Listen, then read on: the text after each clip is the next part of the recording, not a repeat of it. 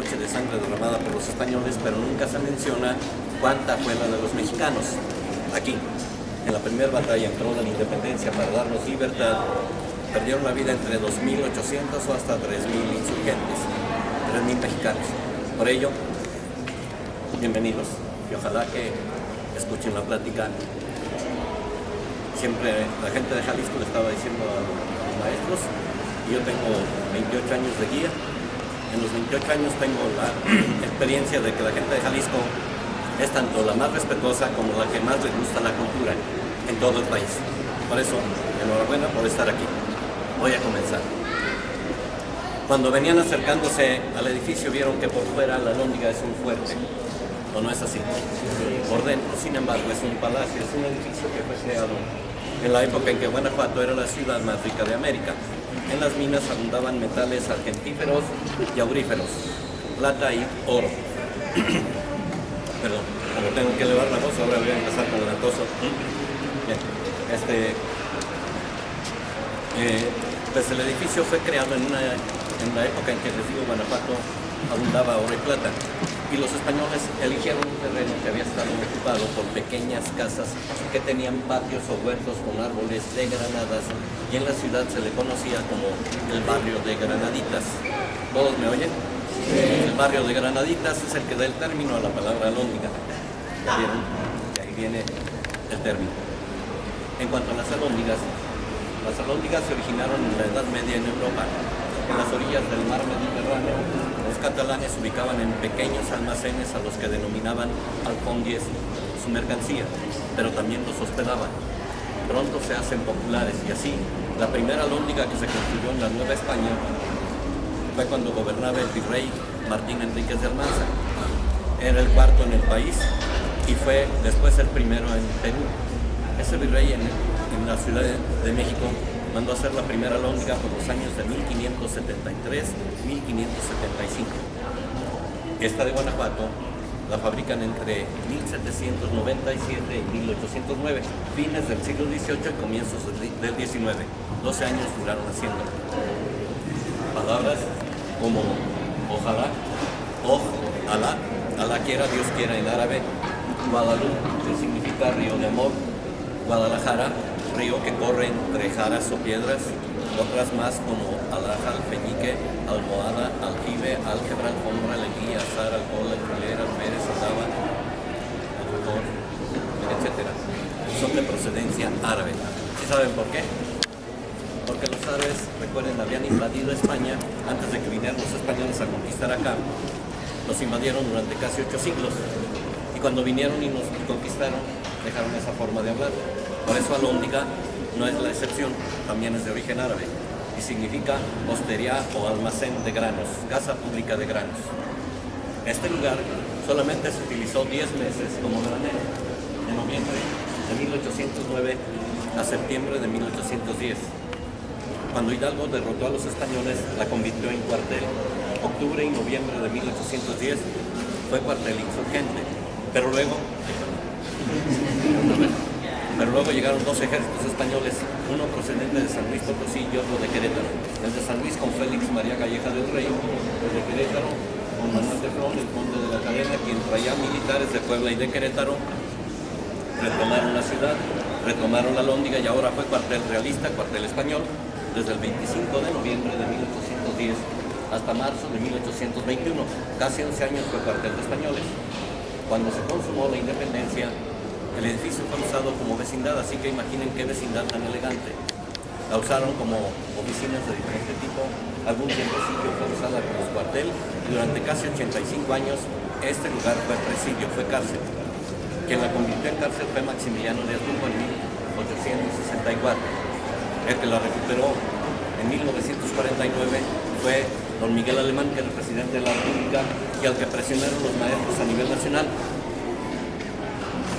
A nivel nacional los maestros presionaron, le pidieron, señor, ¿cómo es posible que el más emblemático edificio de la etapa de independencia, el más histórico, en Guanajuato lo tengan ocupado como cárcel? Recuperen. Y don Miguel Alemán recuperó el lugar, comenzó la modificación a museo, y el 15 de septiembre de 1958, a quien le tocó inaugurar como Museo Regional de Antropología e Historia, está el señor Adolfo Luis Cortines. Desde ese momento ocupa la nómina el cuarto lugar en Museos de Historia a nivel nacional y el primero a nivel estatal. Están ustedes visitando el más importante museo de todo el estado. Enhorabuena pues por estar aquí. Y recuerden, la mayoría viene a Guanajuato por una causa. La mayoría viene a ver momias. Voy a decir que son las momias, lo más famoso, lo más caro y lo más horripilante que pueden visitar en un lugar cultural como Guanajuato. Recuerden que para momias en las calles hay bastantes que parecen y muchos para que mejor inviertan el tiempo, el dinero y el esfuerzo en cultura. Enhorabuena por estar aquí. Voy a comenzar. Ahorita nada más di la introducción.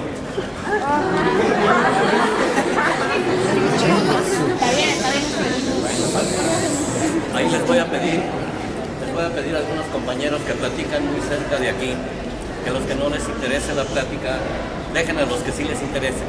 Respétenlos a los que sí quieren escuchar la plática. Si no les interesa a algunos de ustedes, háganse a un ladito y dejen a los que sí quieren la historia. ¿Está bien de acuerdo? ¿Están de acuerdo los maestros o no? Bien. Don Miguel Hidalgo da inicio al movimiento de independencia la madrugada del 16 de septiembre de 1810 en el poblado de Dolores, que se encuentra 54 kilómetros al norte. Al toque de campanas y al grito de ¡viva la religión! ¡Viva Fernando VII! Y muera el mal gobierno, partieron de Dolores a un lugar llamado Atotonilco. Les aclaro que Atotonilco, Guanajuato, porque hay como 36 Atotonilcos en el territorio mexicano. ¿Sí saben por qué hay tanto Atotonilco? Geográficamente México forma parte de una zona que en el mundo se conoce como el Cinturón o Anillo de Fuego. Este nace en la República de Chile, en Sudamérica, y llega hasta Rusia. Al formar parte México de ese cinturón, hay 5 placas tectónicas, hay bastantes volcanes, y entre volcanes muchos sitios con aguas termales. Las aguas termales son frías, son calientes. Por ello en náhuatl, ATL, atl, agua, totonitl, caliente, o lugar. Atotonilco, lugar de agua caliente. Y el de la historia, el Atotonilco de la historia, está entre Dolores y San Miguel de Allende, aquí en Guanajuato. Tiene un santuario que se llama Jesús de Nazareno. Quizá lo han conocido ustedes. Ahorita ya se le reconoce a ese lugar como la Capilla Sixtina Mexicana. Quien elaboró los frescos fue un indígena, y él preparaba con cosas naturales los colores. El alto sentido artístico que imprimió al ejecutarlos hace que se le reconozca como la Capilla Sixtina Mexicana. Don Miguel Hidalgo la frecuentaba porque, en primera, era religioso. En segundo, los frescos. Y tercero, las notas. Perdone, no se crean. Avanzaron dolor. Allí don Miguel Hidalgo improvisó con una imagen de la Virgen de Guadalupe una estandarte, y tomándolo en mano, con él en mano gritó: ¡viva la religión! ¡Viva Nuestra Señora de Guadalupe! Pero con ganas, no se crean. Mueran los gachupines. ¿Quiénes eran ellos? Exacto. Los nacidos allá. Miren, a ellos no les gustaba que les dijeran gachupín, ni les sigue gustando. Cuando uno toma el diccionario, el pequeño Larousse, ¿lo conocen o no? La definición que tiene es hombre a caballo. No había caballos en la Nueva España, los traen ellos. Esos botas traían objetos con picos en la parte del talón para acicatearlos. ¿Cómo se llaman? Espuelas, que los indígenas no conocían. Si no conocían caballos, mucho menos espuelas. Y en náhuatl les llamaban caxopintli, que significa espina en el pie. Pero no era por espinado, sino por las espuelas. Ya vieron que no hay nada ofensivo. Avanzaron los insurgentes: Dolores, Atotonilco, San Miguel el Grande, Comonfort, Villagrán, Celaya, Salamanca, Irapuato. Todos estos son municipios de Guanajuato, entre los que el cura Hidalgo fue reuniendo más y más gente. El 28 de septiembre se encontraba el cura con esa multitud que había juntado entre Irapuato, que está hacia el sur, y Guanajuato, en una hacienda agrícola ganadera que la historia recuerda como la hacienda de San José de Burras. Allá en ese lugar el cura le vuelve a mandar otro mensaje al jefe español, Les digo, le vuelve porque desde Celaya le había mandado decir que se rindiera, pero no contestó y le insistió, ríndete, evitemos una confrontación que solo va a traer como consecuencia un derrame inútil de sangre. Calladitos. Si te rindes, voy a brindar hospedaje, protección, seguridad a ti y a tu familia. Voy a respetar tus bienes, tu oro, tu plata, tus joyas, pero a quienes están metidos en la lóndiga les voy a quitar cuanto han llevado, no atentando contra la vida de ninguno. Les voy a quitar lo que han llevado porque va a servir para apoyar la causa que estoy comenzando. Así, el jefe español toma la carta, por separado hace lectura a civiles de militares y enseguida les pregunta, ¿qué deciden? ¿Nos vamos a defender o nos vamos a rendir? Ambos grupos coincidieron en contestar, vencer o morir, no rendirse. Y al no rendirse entró la multitud a Guanajuato. Miren que si de Dolores el cura había partido con 600 o 750 personas el 16 de septiembre, 12 días después llegaba aquí con 25, 28 mil. Así que imaginemos esas anchototas calles que tiene Guanajuato. ¿Se fijaron que son tan anchas como mis brazos abiertos? Son angostas porque eran veredas, eran pequeñas veredas, caminos de arrieros, en los que los españoles habían colocado barricadas y trincheras, pero que al ver que los insurgentes venían arrasando con todo su paso, replegaron filas rodeando el inmueble e impedían que llegaran. Por donde ustedes entraron hace un momento, que ven que la calle prolonga de bajada, eran rechazados. Por acá del lado oriente también hay una calle que desciende, también por ahí eran repelidos. Solo la parte favorable es de la entrada norte hacia el frente. ¿Vieron que al frente hay un museo de cera o no? Sí. Ahí no había casi cera cerro, se debilitó. Y eso fue visto por el jefe español. Así que llamó a 20 militares a la entrada, abrió la puerta, los llevó a reforzar y cuando intentó volver, un insurgente que traía un rifle en mano, salud, y que apuntaba directo a la cabeza del jefe realista, en el momento oportuno jaló del gatillo y le metió el balazo en el ojo izquierdo, desbordándoselo y matándolo. No me dejé caer, porque está bien duro, pero el jefe español murió y aquí se creó un terrible pánico entre los civiles que decían, por el amor de Dios, rindámonos, nos van a acabar, nos van a masacrar. Los militares muertos dijimos antes que rendirnos. Unos pugnan por rendirse y otros por pelear, y un civil español sin pedir permiso improvisó una bandera blanca. Todos sabemos que en tiempo de guerra la bandera blanca es símbolo de paz, rendición, tregua o capitulación. Los muros de la lóndiga vistos por fuera tienen muchas ventanas, ¿recuerdan haberlas visto o no? Se llaman troneras, eran para ventilar cereales y gramíneas dentro de los cuartos. Por una de ellas, un licenciado que quería rendirse asomó la bandera blanca y la comenzó a ondear. Al verla, los insurgentes dicen, paren, no ataquen, se están rindiendo. Dejan de atacar, rodean el lugar y esperan durante un buen rato a que abriendo las puertas procedieron a salir con las manos en alto y no. Lo que reciben desde la azotea, desde las ventanas hacia abajo, hacia afuera, es una terrible descarga de balazos, de bombas y granadas de mano. Les arrojaban con recipientes chorros de agua, de mercurio y aceite hirviendo. Pronto en lo que ahora es calle, en aquel tiempo era cerro, era peña, era tierra, empiezan a formarse como pequeños ríos de sangre de tanto insurgente que había caído. Al ver esa matanza tan formidable, un minero que era originario de San Miguel de Allende y trabajador en una de las minas aquí en Guanajuato, llamado Juan José de los Reyes Martínez Amaro, un personaje al que apodaban Pipila. Pipila es una palabra náhuatl que los aztecas empleaban para designar a la hembra del pavo, al pavo o al huevo de la guajolota. Ya ven que el huevo de guajolota es grande y tiene el cascarón llenito de pecas. Se habla de que el pípila tenía toda la epidermis llenita de pecas y por ello le apodaban así. O sea, por manchado. Él va y consigue pedacitos de madera de ocote. La madera de ocote, ¿la conocen? Arde bien fácil. Aceite, brea, confeccionó una antorcha y enseguida utilizó una losa de este tipo de material que hay en un piso pero grande, que hubo de colocar a modo de escudo sobre su espalda y avanzar hasta llegar al acceso norte de la lóndiga.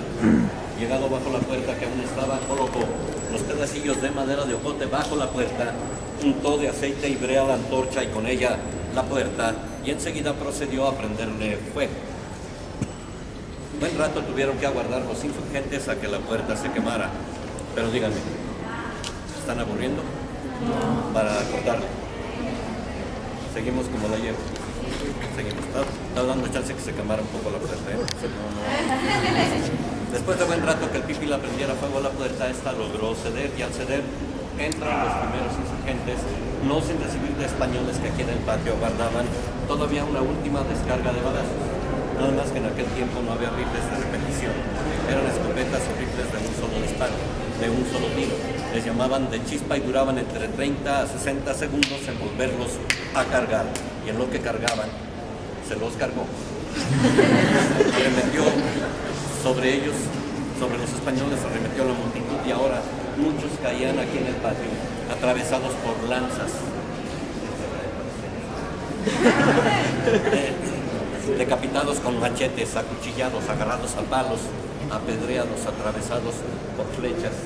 De arriba fue arrojado un niño italiano estrellándose contra el piso, y de las escaleras que están justo de aquel lado veíase escurrir el escarlata líquido, formándose ahora en el patio un charco de sangre española. Viendo las mujeres que todos eran ultimados, niños, mujeres, ancianos, nadie era respetado. Desesperadas de rodillas aventaban sus joyas, su oro y su plata, implorando clemencia, misericordia, piedad, pero era demasiado tarde. Lo que afuera había empezado con una matanza terrible y cruenta de insurgentes, terminaba igual aquí adentro con los españoles, con los realistas. Este combate, así como se los estoy describiendo, lo relató un sacerdote llamado Lucio Marmolejo. Él fue el primer historiador de Guanajuato. Escribió 4 tomos de efemérides de la ciudad. Están en el internet por si quieren consultarlos.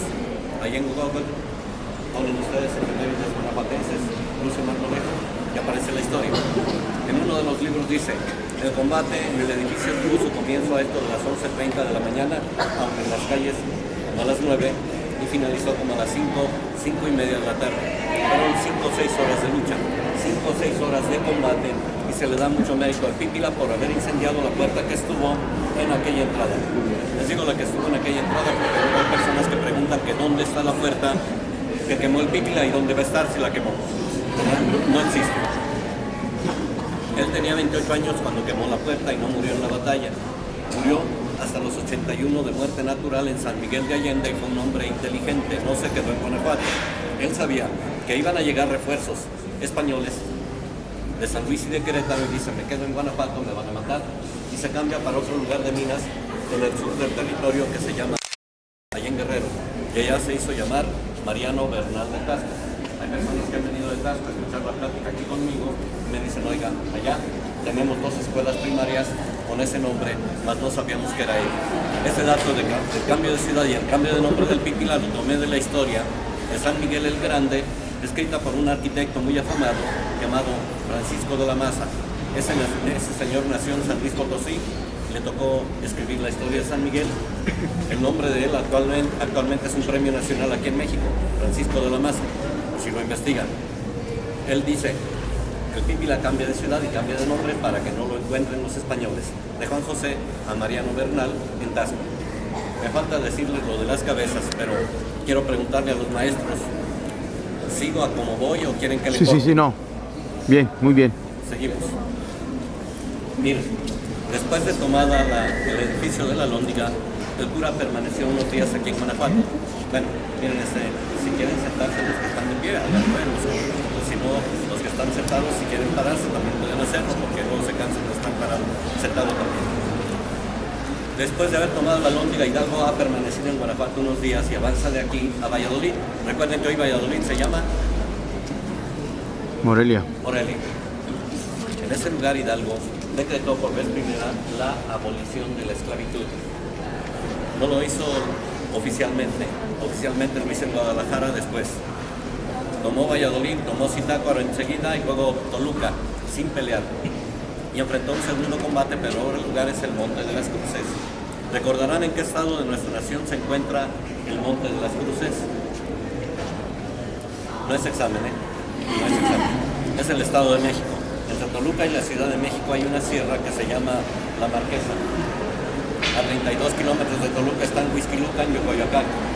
Ahí don Miguel Hidalgo, el 30 de octubre, enfrentó a los soldados españoles que habían estado dentro de la Ciudad de México y que por evitar una masacre de gente inocente en ella, prefirieron salir y enfrentarlo a campo abierto, y eso ocurrió el 30 de octubre de 1810, Hidalgo vuelve a vencer, derrota a las huestes que comandaba el brigadier Torcuato Trujillo y avanzó hasta Coajimalpa. Coajimalpa es la delegación de entrada a México yendo por Toluca, y allí el cura cometió el mayor error de la independencia. Ese error que cometió Hidalgo iba a costar 11 años de lucha. ¿Cuál fue? No entrar a tomar México. Acababa de vencer en el Monte de las Cruces de las Defensas. En Coajimalpa él llevaba 40, 50 mil personas. En México solo habían quedado unos 1,800 soldados españoles. Con 40, 50 mil podría haber tomado la ciudad, ¿o no? En México había 110,000 habitantes, de los que cerca de 100,000 eran mexicanos. ¿Se le sumarían miles de mexicanos allí también o no? Sí. Más los que se le juntarían de los estados aledaños, como son Morelos, Hidalgo, Tlaxcala, Puebla, Querétaro, Michoacán. Así que si llegaban los ejércitos realistas, serían derrotados en pocas semanas o en pocos meses, y no en 11 años, como ocurrió. ¿Pero por qué no entró Hidalgo? Porque tiene temores. Primero, que una masacre peor que la que hubo aquí de españoles en México ocurra. Si allá había 12,000 o 15,000 españoles, ya iban a ser miles los muertos. Eso en primer lugar. Segundo, lo habían excomulgado. Desde que salió de Dolores lo habían excomulgado. En México la mayor parte de los sacerdotes eran españoles. ¿Serían sus aliados? ¿Los sacerdotes, los religiosos españoles lo apoyarían? No. Y tercero, su cuñada y sus sobrinos estaban en México bajo el poder de los españoles. Si entraba, podrían atentar contra ellos. Con el enojo de Allende, de Aldama, de Abasolo, de Jiménez, de Camargo, que sí querían tomar la ciudad, puso de pretexto que llevaba pocas armas, pocas municiones, y se regresó con rumbo a Querétaro. Perdón, en la trayectoria Querétaro, pero en un lugar que se llama San Jerónimo Aculco, dentro del Estado de México, no esperaba el cura encontrarse con Calleja y con Flón. Los dos ejércitos españoles, van hacia México, y cuando se topan a Hidalgo, lo derrotan. Recuerden, la fecha es el 7 de noviembre de 1810. Y el último combate va a ser en el puente de Calderón. Después de que Hidalgo ha perdido el 7 de noviembre la batalla, ahí se dividieron dos grupos pequeños. Hidalgo se fue con un grupo pequeño a Valladolid. Allende viene Guanajuato con otro más pequeño, Guanajuato. Y mientras esto ocurre, Guadalajara había sido tomada a favor de la insurgencia por José Antonio Torres. A él le llamaban el Amo Torres. Y les mandó decir: vengo a favor de la libertad a la mayor parte de la población de Guadalajara. Son miles. Si vienen aquí, miles de todo el estado de Jalisco y de Nayarit están por ser llamados y van a reunirse para reorganizarnos. Así que acudieron al llamado, y el 6 de diciembre, después de haber decretado la abolición de la esclavitud en forma oficial en Guadalajara, reunió a la gente en el puente de Calderón. Les digo, entre 90, 100 o 110,000 los que se han juntado. Van contra unos 7,000 o 8,000 españoles. La cifra sola habla de que debió de ganar con quién con todo. Hidalgo o los españoles. 90 o 110,000 contra 7,000. Hidalgo tiene 96 cañones, los españoles unos 14. Hidalgo tiene 20,000 jinetes, los españoles unos 2,700. Con todo, ¿debió de triunfar Hidalgo o no? Y perdió. Perdió porque no tenía conocimientos de estrategias militares. Él había sido forjado como soldado de Dios, soldado de paz, no de guerra. No sabe de estrategias militares, absurda e ilógicamente ordenó que estuvieran quietos en un solo espacio, representando un blanco enorme y fácil de atacar, de acometer por los españoles, que lo hicieron por diferentes frentes. Para mala fortuna de los insurgentes, una granada de mano cayó por accidente de un carruaje en el que conducían pólvora y municiones. Pero habíase desatado un incendio, y la granada que cayó al fuego calentó y estalló. Estalló también el carruaje, y esa explosión, aunando a la artillería española que apuntó y disparó hacia allá, hizo que todos huyeran, se dispersaron, inclusive los líderes. Solo un licenciado llamado Ignacio López Rayón, que era quien administraba los dineros mexicanos, al ver que todos se escapaban y que dejaban descuidados los carruajes con oro y plata, se preocupó. Recuperó algunos de ellos y los fue y los llevó a una hacienda en Aguascalientes que se llama el Pabellón de Hidalgo. En ese lugar quitaron de jefe a don Miguel por tanto error cometido. Colocaron a Allende, al que desde el comienzo en Dolores debió de haber sido el jefe porque era militar. Allende tomó el mando y dice: con este dinero que hemos recuperado, nos vamos a comprar armas a Estados Unidos. ¿Por qué Allende pensó en Estados Unidos?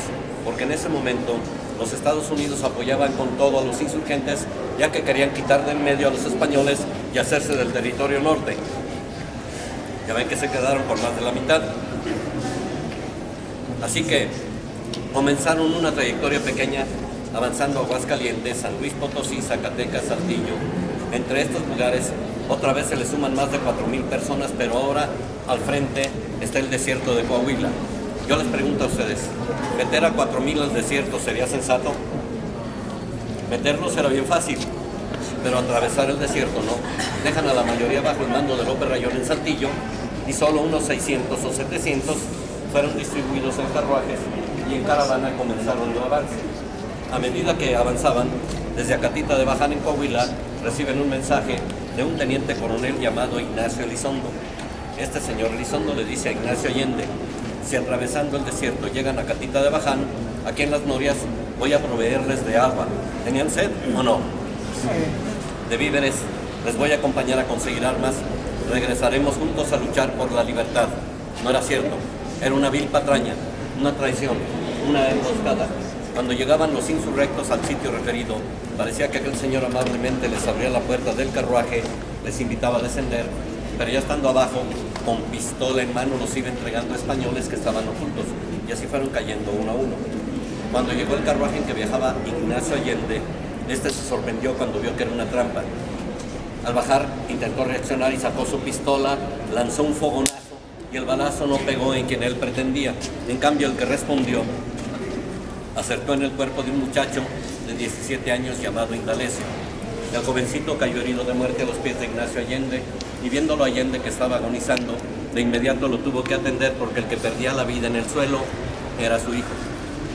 Y mientras él atendía al muchacho, hubo unas 5 o 7 personas que quisieron oponer resistencia y las mataron ahí. Solo el cura Hidalgo, que desde su caballo vio toda la escena, desmontó, pasó frente al que había hecho la trampa, con grande furia e indignación le increpó: es usted un vil y cobarde traidor. Palabras que de nada le valieron a Hidalgo, porque de cualquier forma fueron llevados primero a Monclova, después a Durango y finalmente a Chihuahua. Y fue en el Palacio Federal de Chihuahua en donde el 26 de junio de 1811 fusilaron como traidores por la espalda, junto con otros 19 insurgentes, a Ignacio Allende, a Juan Aldama y a Mariano Jiménez. Al cura Hidalgo no. A Hidalgo no, porque era sacerdote. A él primero había que someterle al juicio de la disque Santa Inquisición. Y les digo disque porque de santa no tenía mucho. Le someten al juicio de la Inquisición, le hacen la degradación mayor o degradación sacerdotal, le quitan sus vestimentas religiosas, las destruyen y finalmente con navajas o cuchillos talláronle hasta arrancar parcialmente palmas y yemas de los dedos de ambas manos.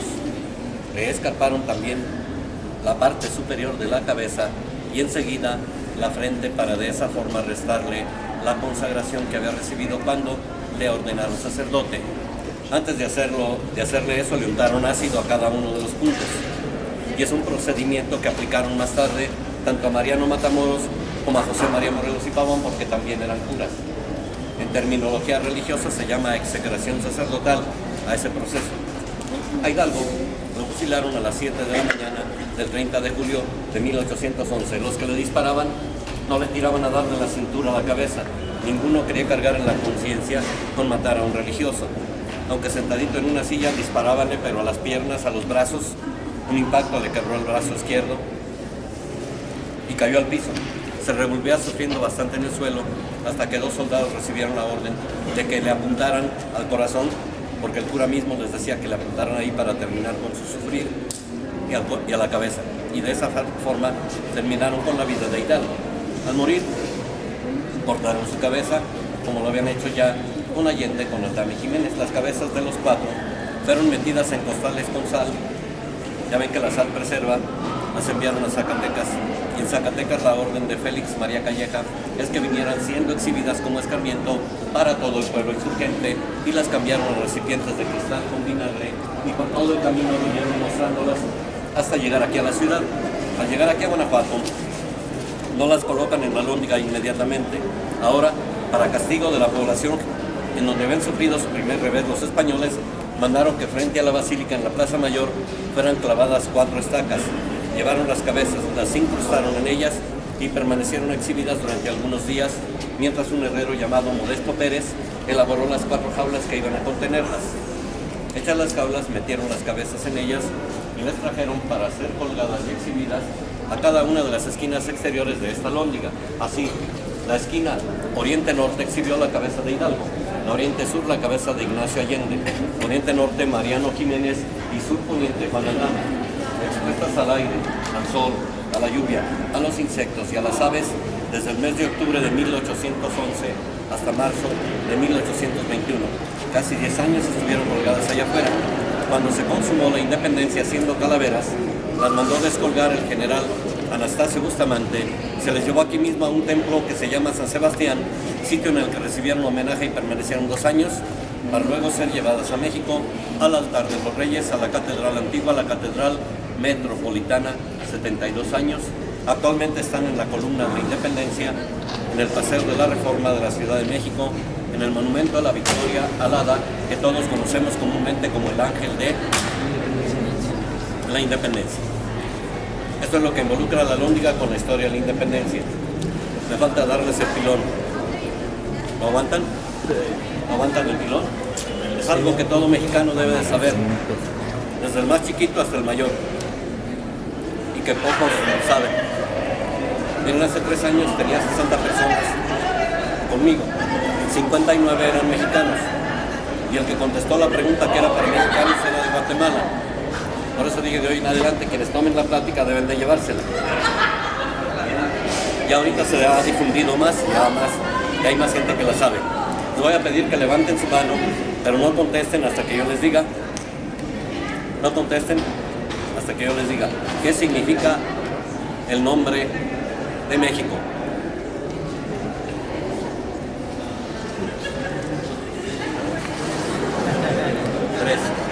Son tres muchachos. A ver, ¿a quién le damos chance? ¿A dos de los jóvenes o a una señorita? A ver, ven.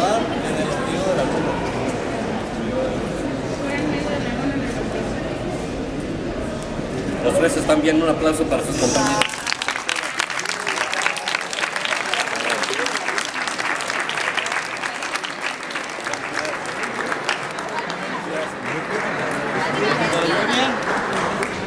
Miren, les voy a decir, en náhuatl son 3 voces. La primera, Meztli, M-E-T-Z-T-L-I latina, Meztli, en náhuatl significa luna. Xitle, con X, significa ombligo. Cerca de la Jusco, en la Ciudad de México, hay un volcán que se llama Xitle, significa ombligo. ¿Conocen el Chinantecatl? El Nevado de Toluca. ¿Quiénes? Levanten su mano quienes lo conozcan. El Nevado de Toluca. ¿Qué tiene en el cráter? 2 lagos, el Sol y la Luna.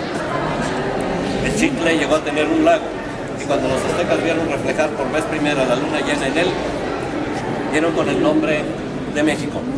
Meztli, luna. Xitle, ombligo, go, lugar. Meztli, Xitle, go, lugar en el ombligo de la luna.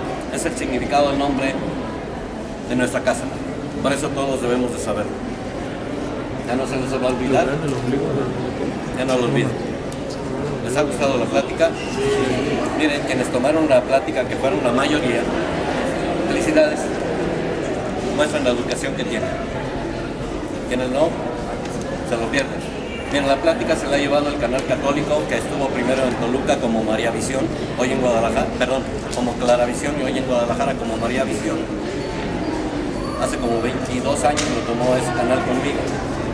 El canal católico, el canal del Politécnico, el canal 2, TV Azteca de Guadalajara, un canal de Monterrey, de Aguascalientes, de Zacatecas, de León, Radio Universidad de Guanajuato, la ha tomado también con su servidor. Hoy les ha tocado a ustedes. Y muchas gracias por poner ese interés por las raíces de México.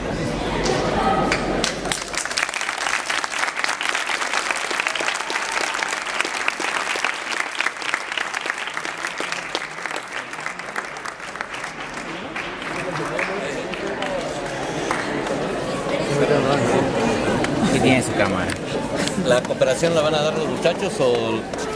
Sí, entre todos. Sí. Entonces habría que decirles, ¿no? Porque... Jóvenes, a ver, jóvenes, vengan para unos avisos. Esa cámara está pesada.